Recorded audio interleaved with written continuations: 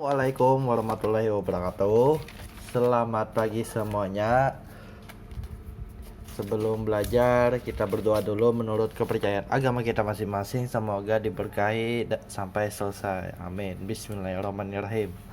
Oke, kali ini kita akan membahas tentang revolusi industri serta pengaruhnya bagi dunia dan Indonesia. Itu ada di halaman 40 sampai 41. Yang 42 lah bagian belakang. Tapi untuk yang kita bahas revolusi industri itu, kita harus tahu dulu apa itu revolusi industri. Revolusi industri ini diawali dari Britania Raya atau Inggris, selanjutnya menyasar ke seluruh Eropa Barat, Amerika Utara, Jepang, dan tersebar ke seluruh dunia. Secara singkatnya, definisi revolusi industri yaitu perubahan cara menghasilkan barang yang semula memakai tenaga manusia menjadi tenaga mesin. Untuk tahapan-tahapan revolusi industri itu kan yang kita sudah ketahui itu ada 4 bagian. Bagian pertama itu tentang revolusi industri yang pada abad ke-18, yaitu ditemukannya mesin uap. Kalau bagian kedua atau 2.0 lah istilahnya. Nah, bagian 2 itu setelah berkembangnya mesin uap, lalu pada proses itu digunakan mesin-mesin uap itu untuk industri-industri besar, baik itu bagian pembuatan mobil ataupun untuk alat-alat perang lainnya. Dan salah satunya itu adalah digunakan pada saat Perang Dunia Pertama dan Perang Dunia Kedua. Pada revolusi industri bagian ketiga itu dimulai tentang adanya penemuan komputer. Komputer pertama setelah pada masa perang dingin lah istilahnya itu. Nah, di mana pada masa itu emang sudah ada sih perkembangan komputer pertama pada masa Perang Dunia Kedua ya, sebagai mesin pemecah kode buatan Nazi Jerman dalam komputer bernama Colossus. Nah, tapi pada masa itu penggunaannya itu masih berat dalam arti menggunakan daya yang ya sekitar 8.500 watt. Ukuran pada saat itu masih sangat besar. Nah, dari perkembangannya komputer itu kan muncul lagi beberapa perkembangan lainnya seperti jaringan telepon, internet, dan lain-lain sampai pada masa ini itu revolusi industri keempat, yang dimana pertukaran industri keempat itu menitik beratkan pada pertukaran data. Hal tersebut mencakup sistem cyber fisik, Internet of Things atau cloud computing, dan cognitive computing. Wow, ini terlalu rumit. Tapi yang dimana perubahan revolusi industri itu pasti ada dampaknya. Dampak dalam arti kalau kita lihat dari revolusi industri Inggris pada abad ke-18, yang dimana kan pada saat itu orang-orang industri rumahan itu masih menggunakan tenaga manusia. Nah, setelah pabrik-pabriknya itu menggunakan tenaga mesin, lalu mau tidak mau terjadi pengangguran besar-besaran, dan pada masa itu juga lah terjadinya beberapa revolusi yang mempengaruhi sampai ke seluruh Eropa, yang dimana saat itu revolusi industrinya itu mengenai tentang perang Napoleon, revolusi Rusia, revolusi Prancis itu. Oke, kita lanjutlah. Kalau ini cuma kata-katanya aja.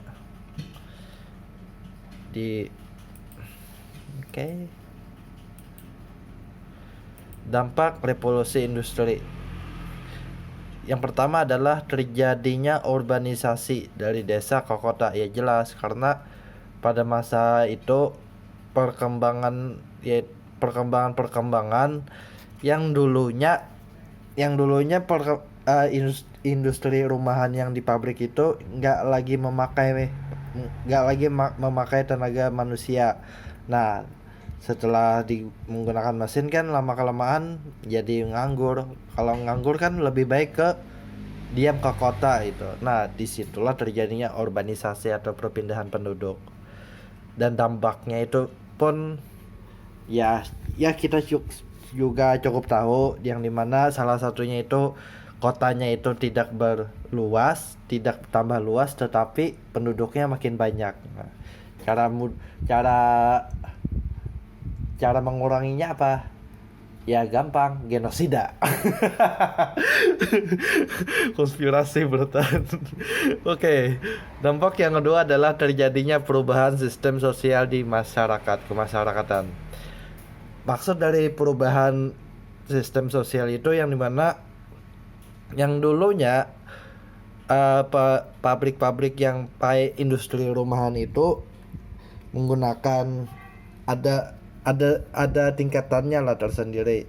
Kalau yang bagian ini upahnya seini, bagian ini seini. Nah, terus setelah adanya industri-industri yang menggunakan tenaga mesin uap ataupun teknologi yang terbaru, lama kelamaan kan yang dicari ataupun yang paling dominan lah istilahnya itu yang bisa menguasai teknologinya tersebut. Itu yang paling dicari sampai sekarang ya. Yang dicari itu bukan orang ya, meskipun ada aja pang orang dalam. Tapi kan lama kelamaan kalau orang dalam merugikan perusahaan kan pasti dipecat juga gitu. Oke. Yang ketiga adalah muncul paham baru, yaitu kapitalisme dan sosialisme. Nah, pada masa itu kan masih penggunaan dalam tahap perekonomian itu kan masih dipegang oleh para bangsawan ataupun yang dipegang oleh para kerajaan. Nah, di situ kan kekuasaan ataupun perekonomian kan berpusat di rajanya aja ataupun yang berketurunan orang-orang bangsawan. Nah, setelah ditemukannya industri ini kan lama kelamaan ya, yang aku katakan tadi, yang kedua tadi, yang dimana orang yang memiliki keahlian itu pasti dipandang baik dan bahkan merajai. Nah, biasanya yang memiliki modal ataupun yang memiliki keahlian itu pasti bahasa kita tuh hendak bermain juga lah gitu. Kapitalisme kan sudah tahu kan, yang dimana yang pemilik modal itu adalah yang berkuasa itu. Terus yang keempat adalah timbulnya imperialisme modern. Nah, di sini dikatakan imperialisme itu emang sudah ada sebelum revolusi industri. Tapi kan pada masa itu ya perkembangan untuk memobilisasi antara penduduk dari timur ke barat ataupun barat ke timur pasti memerlukan waktu, yaitu menggunakan kapal layar kan yang menggunakan arah angin. Nah, setelah adanya revolusi industri yang dimana kapal-kapal itu menggunakan tenaga mesin uap, lalu ya pergerakannya lebih cepat, terus pertumbuhan perekonomiannya itu pun semakin cepat juga. Nah, dari situlah imperialisme itu yang imperialisme modern itu yang paling berkuasa dalam arti yang sudah bisi modal terus teknologinya pun seorang ya jalan makan aja gitu. Semoga kalian paham. Oke, yang terakhir adalah munculnya industri secara besar-besaran. Ini emang dampaknya luar biasa, yang dimana dulunya yang di tanah Eropa itu ada bisa dikatakan tanahnya itu subur, terus udaranya bersih, tapi pada masa itu orang-orang tidak mengetahui pada masa sekarang bahwasanya sekitar abad 9 memasuki abad ke-19 itu udara di sana itu sangat tercemar.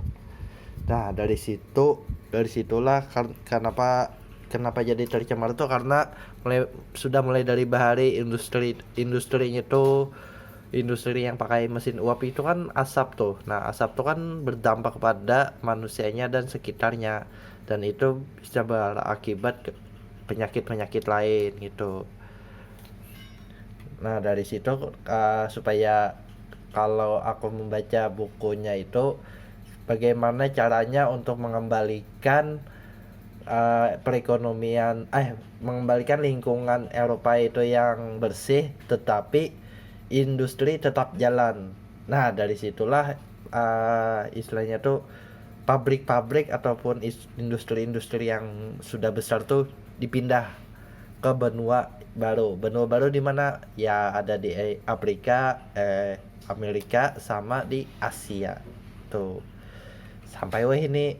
Makanya kalau sekarang itu kan eh Eropa itu sangat gencar-gencarnya apa ya lah namanya tuh menolak, ataupun kayak kalau misalnya kayak kebakaran hutan ya di Kalimantan ya pasti buat di Eropa tuh besarik bahasa kita tuh mama kayak itulah, padahal bahari gini banyak itu jual itu. Nah, cuma kada diungkapkan aja dalam sejarah itu aja masalahnya.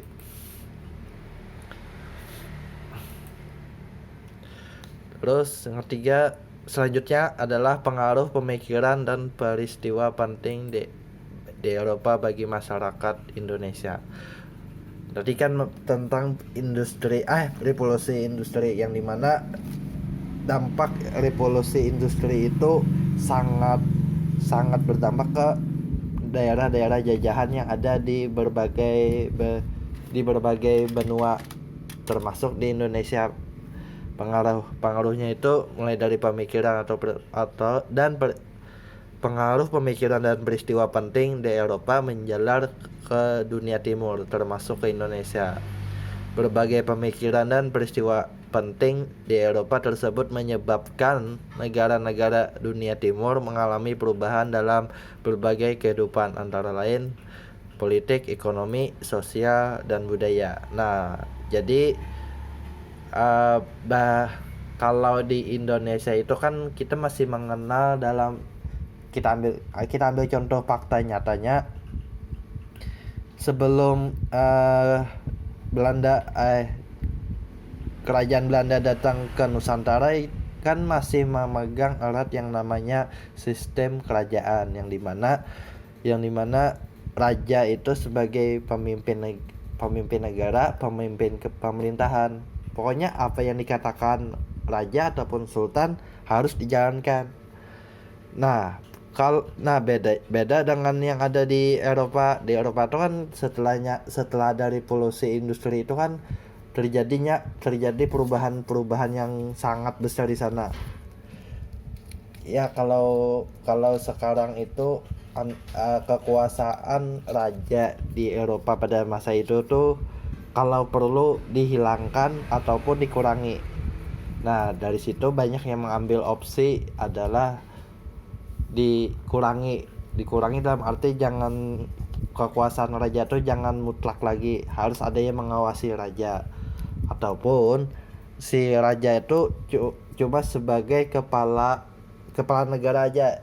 Ya, bahasanya tuh yang menjadi kepala negara itu cukup untuk bahasanya tuh sebagai kapasitasnya itu untuk melindungi lah, tapi yang menjalankan pemerintahan adalah Perdana Menteri. Itu adalah perubahan politiknya. Ekonominya yang sangat jelas sekali. Yang dulunya adalah kapitalis ya, sistem monarki ekonominya, dan sekarang siapa yang menjadi pemilik modal yang memiliki modal besar pasti pasti akan mempengaruhi perekonomian di sana. Bahkan yang memiliki modal tersebut pun uh, ada beberapa kasus yang hampir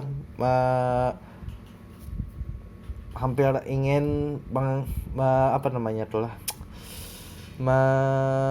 menguasai ataupun hampir setara dengan raja lah istilahnya, tuh pengaruhnya tuh sama tapi beda job bahasa kita tuh beda job desknya lah itu. Sosial yang jelas, yang dulunya ada golongan bangsawan, golongan pedagang, dan golongan rakyat biasa dan budak gitu. Dan pada masa setelah revolusi industri itu golongan bangsawan tuh emang ada sih, tapi yang paling dominan adalah yang pemilik modalnya itu. Pokoknya yang bilanya orang miskin tapi basic kekayaan yang banyak, pasti derajatnya tuh lebih tinggi, bahkan lebih tinggi daripada orang-orang bangsawan gitu, orang-orang sosial. Dan budayanya pun pasti berubah macam-macam. Allahumma sholli ala sayyidina. Budaya itu yang dulunya itu apa namanya tuh lah, ingat aku lah, yang budaya itu macam-macam, bisa pakaian ataupun tingkah laku. Tetapi kebanyakan yang ditulis itu adalah tingkah laku yang bisa yang berjalan-jalan ataupun keluar Eropa itu adalah orang-orang bangsawan ataupun yang diperintah oleh raja gitu. Tapi sekarang pemilik modal pun ataupun yang sugih pun bisa berkeliling dunia gitu. Nah, dan salah satunya adalah yang peristiwa tenggelamnya kapal perang Norwegia, apa namanya tuh lah, yang Titanic itu. Nah, itu salah satunya.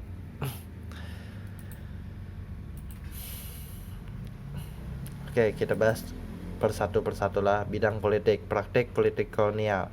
Indonesia dikuasai oleh bangsa-bangsa Eropa.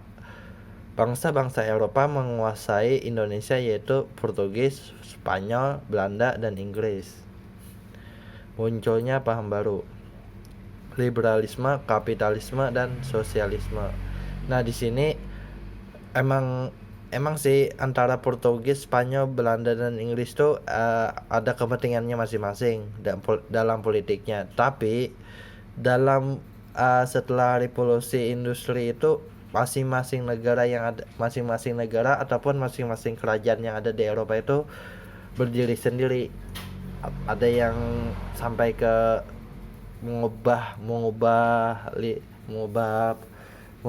ekonominya ataupun kayak liberal benar atau sangat terbuka gitu.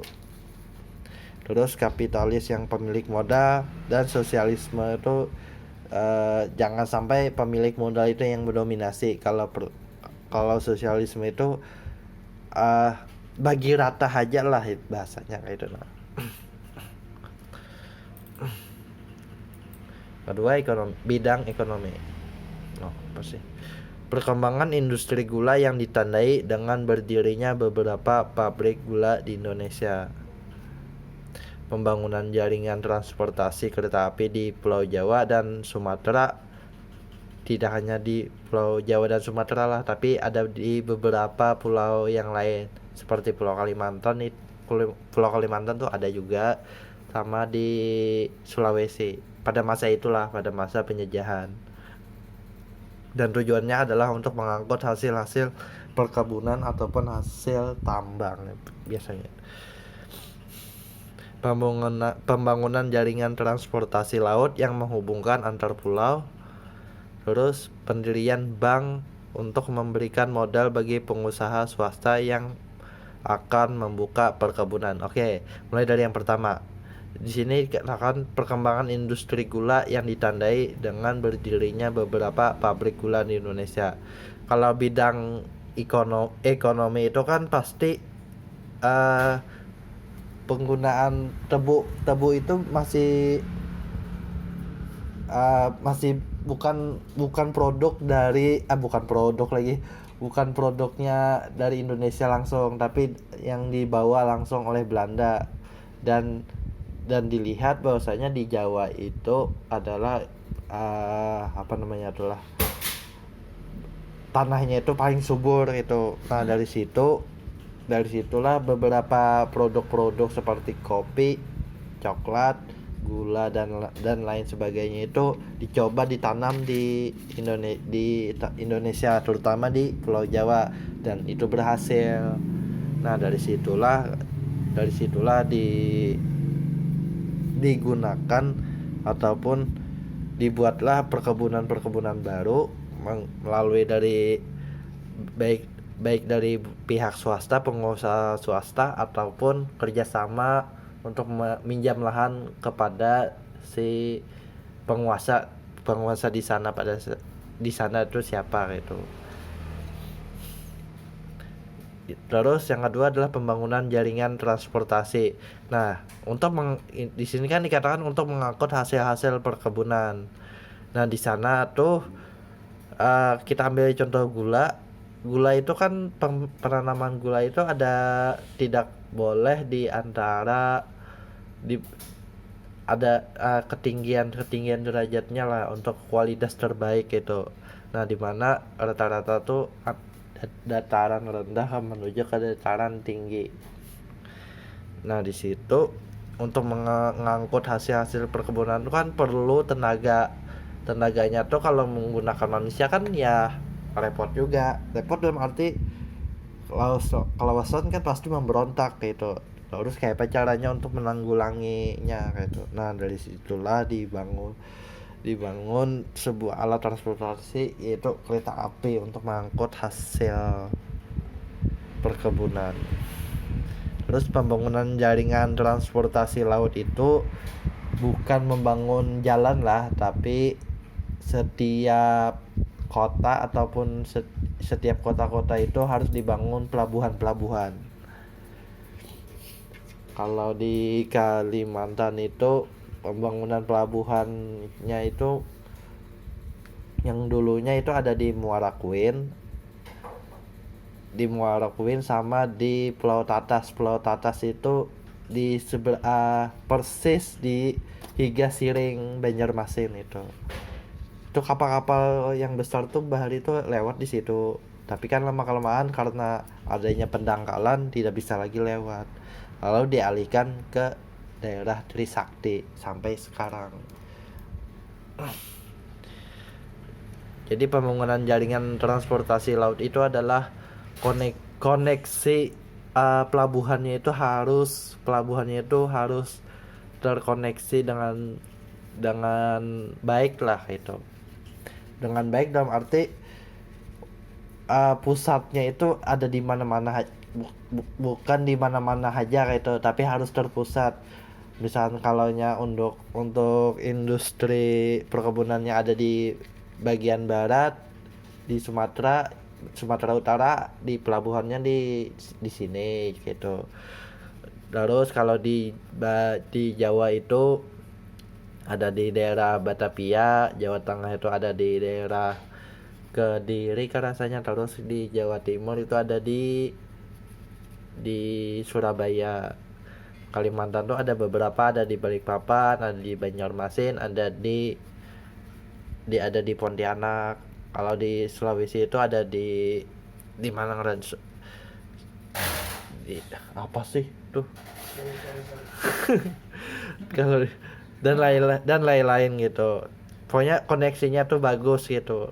Tapi kenapa beberapa saat ini tuh digaungkan kembali? Ya karena ada belajar sejarah itu. Para pemimpin terdahulu tuh. Cuma pemimpin sekarang jangan adanya jalan tol laut gitu. Padahal mulai dari zamannya Belanda itu sudah ada gitu. Nah, menghubungkan antar pulau itu. Tapi kalaunya menggunakan kata-kata itu pasti dianggap produk-produk dari zaman punya kolonial, jangan ada berinisiatifnya. kepalamu nang kolonial itu.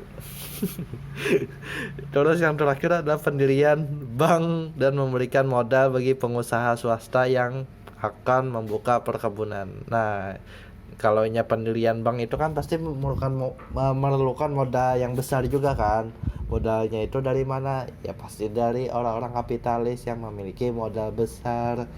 Terus dipinjami kepada warga pribumi, tapi warga pribumi itu rata-rata yang meminjam adalah orang-orang bangsawan. Terus orang-orang orang-orang timur, yaitu orang-orang Cina itu yang perlu dipinjami duit lah istilahnya untuk membuka usaha itu. Ya bahasa bahasa ininya tuh kredit lah. Oh, ada paham kan? Bidang sosial. Apa nih takang kah? Perkembangan pendidikan. Pendirian sekolah angka 1 dan sekolah angka 2. Pendirian apa nih? Mer Orgable Lager Outways yang setingkat sekolah menengah pertama. Algamen, aduh aku kalau berbicara bahasa Belanda nih disariki dosenku. AMS yang setingkat sekolah menengah atas. Pendirian beberapa sekolah tinggi antara Ospia, Stopia, NIAS, NIIAS dan Riches Hochschule. Jadi untuk perkembangan pendidikan itu bahari, aku berbicara bahari Jepang lah. Dulu itu emang ada sih sekolah untuk para rakyat biasa, tapi yang digunakan bahasanya itu adalah bahasa Arab Melayu rata-rata, karena Arab Melayu itu adalah bahasa komunikasi antar pulau, antar kerajaan. Kalau sesama warga kerajaan itu ya bahasa seorang-seorang aja, tapi untuk menggunakan kayak Kesultanan Banjar dengan Kesultanan Ternate itu menggunakan bahasa apa? Tidak ada bahasa Indonesia pada saat itu, tapi harus menggunakan bahasa internasional. Bahasa internasionalnya apa? Yaitu Melayu kuno itu. Nah, dari Melayu kuno itu lalu dibuatlah aksaranya. Aksaranya tuh penulisannya ya, pada masa itu yaitu disepakati adalah penggunaan bahasa Arab, huruf Arab, tapi huruf Arabnya itu tidak menggunakan yang ada pada masa di pemerintahan Abbasiyah yang ada garis-garis tuh, lalu menggunakan bahasa Arab gundul gitu. Tapi setelah si Belanda bangsa Eropa datang, ini kan menggunakan bahasa Latin dan huruf Latin. Lalu bagaimana cara berkomunikasi ataupun membuat perjanjian gitu. Lalu dibuatlah sekolah-sekolah. Tapi pada masa itu sekolahnya itu pun hanya diperuntukkan untuk orang-orang bangsawan gitu. Lalu pada masa kebijakan politik etis pada sekitar abad ke-19 itu lalu dibukalah untuk masyarakat umum. Kenapa bahasanya tuh Belanda tuh hendak membuka sekolahnya itu karena tujuan pertama hendak supaya berkomunikasi lancar untuk tulisan itu lancar kepada warga sekitar. Yang kedua, perjanjiannya itu jadi tidak ada lagi menggunakan bahasa ataupun tulisan yang ada dua bahasanya, cukup satu aja, yaitu menggunakan huruf Latin gitu.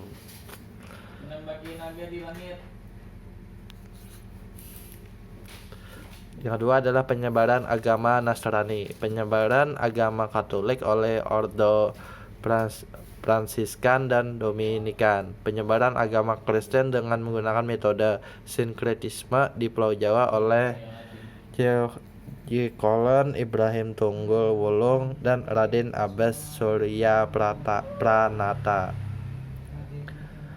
Nah, di bidang sosial ini kan rata-rata penyebaran agamanya tuh agama Nasrani itu, baik itu Katolik ataupun Protestan, itu bisa dibilang pada masa itulah ada yang tersendiri dalam arti, kalau bahasanya tuh kayak inilah. Kalau kita ambil contohnya di Kalimantan itu antara orang Banjar sama orang Dayak itu bersaudara tapi tidak sedarah. Tapi masalahnya adalah Belanda itu apa itu bahasanya tuh lah, mengadu domba dalam arti supaya kayak caranya si antara orang Banjar sama orang Dayak nih jangan sampai bersatu, karena kalau mereka nih beda agama dalam arti bukan Dayak nih kada beragama, sedangkan di Islam di orang Banjar ini agama Islam, tapi buahnya nih bersaudara dekat aja. Kok bisa jadi apa namanya tuh lah, jadi bersaudara dekat gitu. Nah, dari situlah penyebaran agama tuh dimulai dalam maksud tujuan supaya perpecahan yang awalnya tidak memandang agama satu sama lain, lalu disebarkan agama gitu. Dalam sejarahnya tuh emang ada beberapa untuk menerima ajaran agama Nasrani itu ada politiknya tersendiri lah. Ini ada sejarahnya itu. Yang pertama adalah kalau dalam berurusan tuh bahasanya tuh apa ya lah. Kalau hendak berurusan lawan Belanda aja ataupun hendak administrasi lah istilahnya itu, kalau nyoba agama Nasrani baik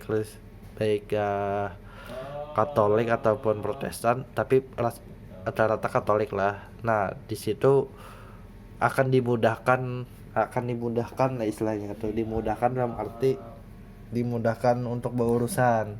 Yang kedua, kalau anak masuk agama Kristen Katolik itu ataupun Protestan, ada dapat pesangonnya juga gitu. Tapi kan pada masa itu yang menerima kan cuma orang-orang yang melarat aja. Ada aja sih orang-orang dari bangsawan gitu. Tapi kan tujuan penyebaran agama itu emang dari luar itu emang bujur menyebarkan agamanya untuk supaya yang kada beragama jadi beragama. Tapi kan di baliknya itu kan ada, dan itu tertulis itu. Apakah itu salah? Oh tidak, karena beberapa kerajaan yang ada di Indonesia, kesultanan yang ada di Indonesia pun menggunakan kebijakan itu. Kayak beberapa sultan, kayak bahasa kita tuh menggunakan tangan besi gitu. Kalau nyebar agama Islam ya kan dapat ini jadi ini, padahal ya tujuannya itu adalah untuk menyebarkan agama. Tapi kan kalau dipaksa kan ada baik juga. Tapi untungnya dalam beberapa waktu menyebarkan agama ya diterima aja. Tapi kan lawasan ditindas itu dalam arti bujulai, kayak misalkan aku nih ada Belanda membawa aku masuk Kristen, jadi kan kalau masuk Kristen diberi duit per bulan dan diunjuki rumah dan gawian jangan kayak itu loh. Tapi kan kawasan kan di tempat gawian kayak didiskriminasi juga. Diskriminasi itu masih ada lah golongan antara tingkatannya itu.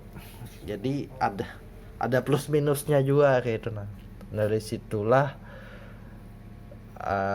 istilahnya tuh orang-orang agama Kristen itu mulai memberontak lah, tidak sesuai lagi.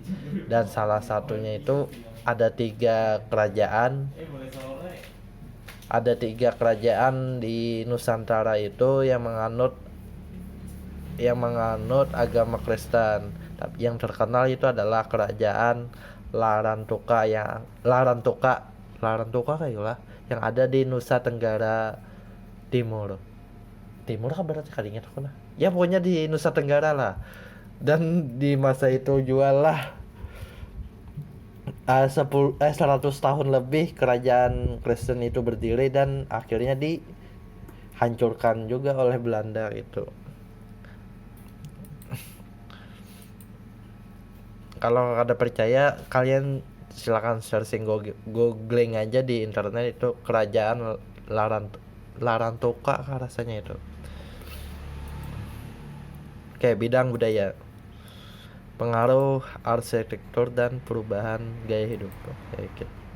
Pengaruh kebudayaan barat dalam bidang arsitektur dapat dilihat pada bangunan-bangunan peninggalan bangsa Eropa di Indonesia. Sejak abad ke-18, pemerintahan kolonial Belanda mulai membangun kota-kota penting di kepulauan Indonesia.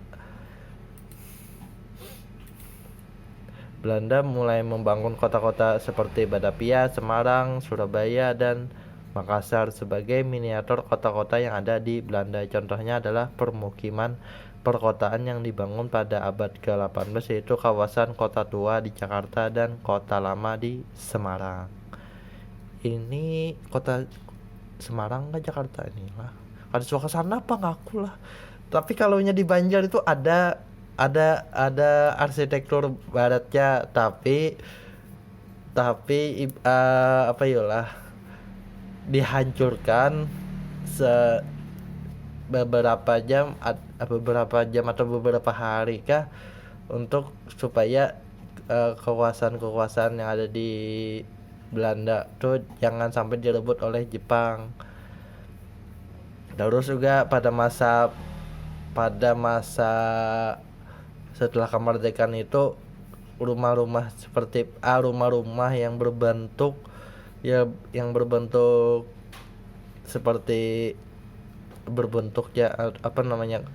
kotanya tuh mirip kayak orang-orang yang dibangun pada masa Belanda itu dihancurkan itu pada sekitar tahun 1950-an lah dengan alasan yang politis dalam arti menarik simpatik lah bahasanya tuh supaya kada mengenang lagi pemerintahan Belanda yang telah menjajah tanah Kalimantan ya. Tuh ada tuh kisahnya kayak di Taman Kamboja tuh. Itu kan dulunya kuburan Belanda itu. Lalu kan dengan alasan politis yang didukung oleh para buan agamawan, buan tokoh-tokoh agama supaya kuburan Belanda yang ada di Banjarmasin itu dipindahkan kemana ya ke Banjarbaru, alasan politis yaitu. Padahal kalau masih ada itu masih bagus tuh beberapa tempat tuh masih ada tapi sekarang tidak ada sama sekali lagi. Padahal bagus loh. Gitu tuh. Aku berbicara fakta aja Bang lah. Jangan ditutupi karena sejarah tuh lain ngalih. Perubahan gaya hidup. Pembangunan tempat pesta yang disebut sosietik. Kalau bahasa kita tuh diskotik lah. Diskotik tuh bahasa pada awal tahun 80-an ke 70-an kata diskotik tuh adanya tahun. Adanya corak pakaian baru berupa blouse, rok, gaun mewah dan topi sebagai pemanis penampilan saat pesta. Adanya sistem Reichstafel yaitu penyajian makanan berurutan dimulai dari menu pembuka, menu utama dan menu penutup. Waduh, ini Menu pembuka tuh apalah, sop kah? Ini kan tahu nah, aku tahu makannya apa mau ini. Menu pembuka tuh kayak begini. Kayak minuman, menu pembuka habis itu Ah, buah, oh, kan itu lain penutup lah. Wah, penutup tuh manis lah. kue. Oh, jadi kata temanku menu pembuka itu kayak teh hijau lah istilahnya, minuman itu kan. Bisa tuak lah, bisa juga. Eh, So, kalau orang Eropa tuh Masuk jangan. Soto Banjar lah. Kalau kita kan menu utama kita kan ada mendatangkan langsung harga.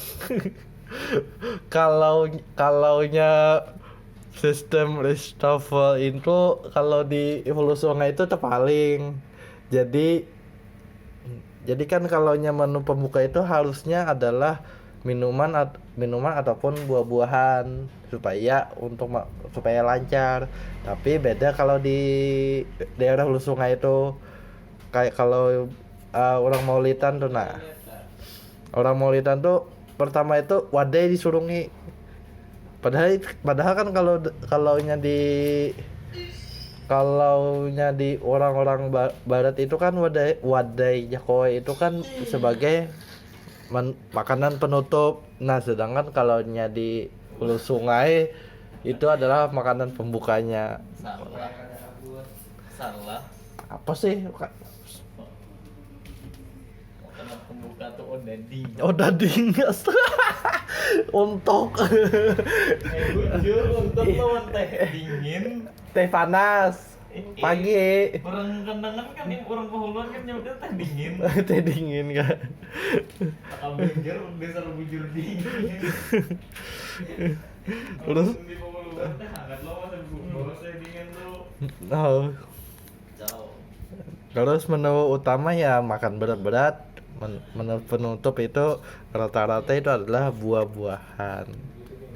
Padahal kan paling itu kalau dalam ilmu biologi itu, untuk mencerna makanan yang baik itu adalah buah-buahan dulu dimakan, baru makanan berat.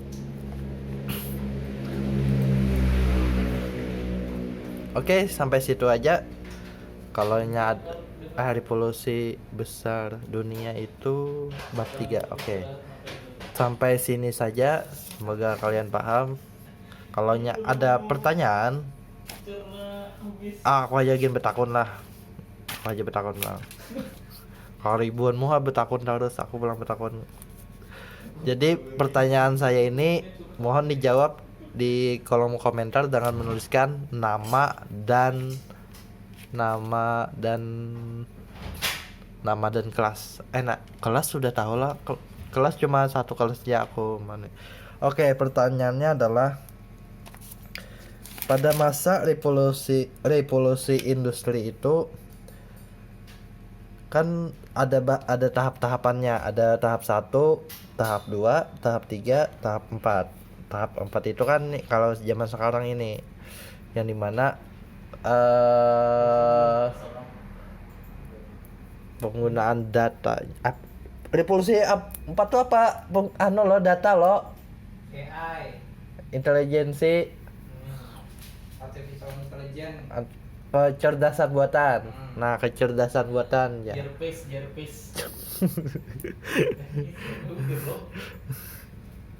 Nah, kalau nyari revolusi industri itu kan ya di mana-mana gawian lah bahasanya tuh, gawian yang dulunya dikerjakan oleh manusia digantikan oleh mesin. Nah, untuk pertanyaannya adalah, menurut kalian mungkinkah setelah revolusi industri keempat itu ada lagi revolusi industri yang kelima? Menurut kalian aja lah, pendapat kalian masing-masing. Jadi silahkan kalian jawab di kolom komentar. Itu aja dari saya. Terima kasih atas waktunya. Minggu depan insya Allah kita ulangan. Anak ulangan kah? Hendak aku bagi jawabannya aja kah? Sarah buatnya aja. Oke. Oke, itu aja dari saya. Terima kasih atas waktunya. Mohon maaf kalau ada salah. Assalamualaikum warahmatullahi wabarakatuh.